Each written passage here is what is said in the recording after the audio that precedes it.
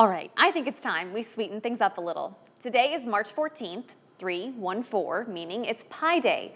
The math symbol, 3.14, pi, of course. But earlier today, I sat down with a local pie baker of Out on a Limb Pie Company to find out how the home economics class at Moline High School impacted her and why she decided to stay in the Quad Cities, along with some of her sweet secrets to success. Julie, thank you so much for joining us here today. Happy Pi Day to you. Thank you, and same to you and to anybody else who's enjoying pie today.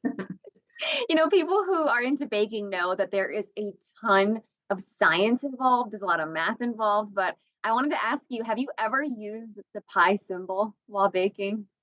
Actually, I have because it's part of figuring out a circumference or an area of a pie tin. But I have a confession though. Actually, there are so many tools online now with calculators. Is they've made it a lot easier. Oh my gosh. Well, first of all, I'd be right there with you. And second, Yeah. I'm like laughing over here because I thought for sure you're going to be like, no, I don't. Oh That's so yeah. awesome. Well, yeah, I don't have it's not frequently, but there have been a few times and it does definitely challenge my math skills. I love that. Well, why don't we talk about your company? How long have you guys been open? Where are you located at? Okay, so we launched Out on a Limb Pie Company officially November of 2019. The inception of it and really the whole story begins more like well back basically back to high school. I've always had an interest in cooking and baking, and it just sort of came naturally to me. I was blessed with parents who were pretty good in the kitchen and taught me a lot. That way, I had a grandmother and an aunt, and so I was often in the kitchen with them whenever I would visit them.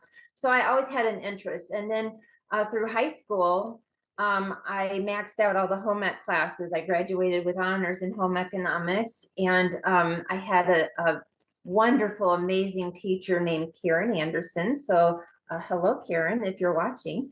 As far as making it a business, it really started organically. Probably 25 to 30 years ago. I just started making apple pies during apple season in the fall and giving them away as gifts or um, taking them to potlucks, and then I started giving them to my coworkers as a Thanksgiving present. And my dad said, "Hey, just wanted to throw this out at you. Have you thought about doing anything for a pie business?" Okay, so Julie, does your dad still work with you at the pie company? Yeah, actually, he does, and I'll bring him over here with me. So he's joining me here on screen. This is my dad, Tom Klein. Hello.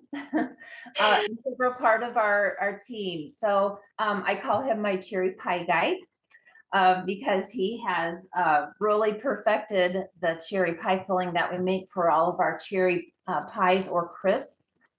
I just love, Julie, that you're a Quad City girl, you get raised here, you learn about making pies here, and then to open your business here in the Quad Cities. I mean, what a wonderful gift for this community for you to have this resource available to people here. Well, it just is a natural thing for me. And yeah, I have considered, oh, should I move somewhere else? I have that freedom. There's really no good reason for me. I'm home based here, and this is where I plan to stay. Wrapping up, I wanted to ask you about some of your tips and tricks if someone wants to get more into pie baking. What are some of the tricks up your sleeve? Okay, couple of principles. First of all, make sure that your ingredients are very cold. Cold water, cold fat, whatever kind you're using, whether it's butter, lard, or shortening.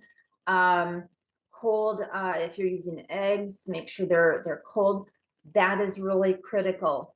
Also, when you're mixing you're incorporating the fat into the dry ingredients. That's going to be the first mixing that you do.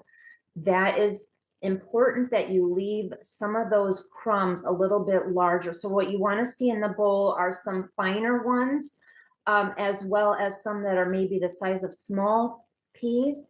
and also some a little bit larger, maybe the size of, say, a chickpea, or almost the size of a lima bean. So you want those mixes of the varieties of sizes after it has been rolled out. You can see the streaks and spots in there. So that's what you want to see. You want to see a speckled pie dough.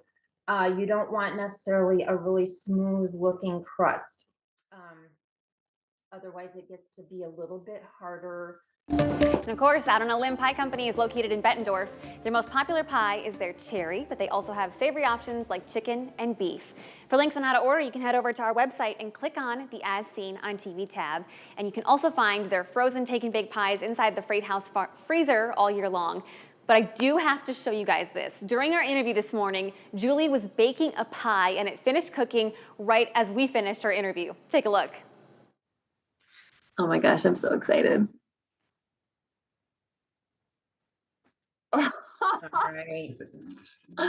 Wow. So, Oh my can you see- gosh.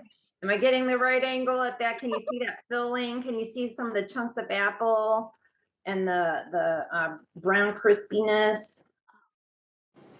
That pie is, of course, an apple pie, which is the recipe Julie says started everything for her.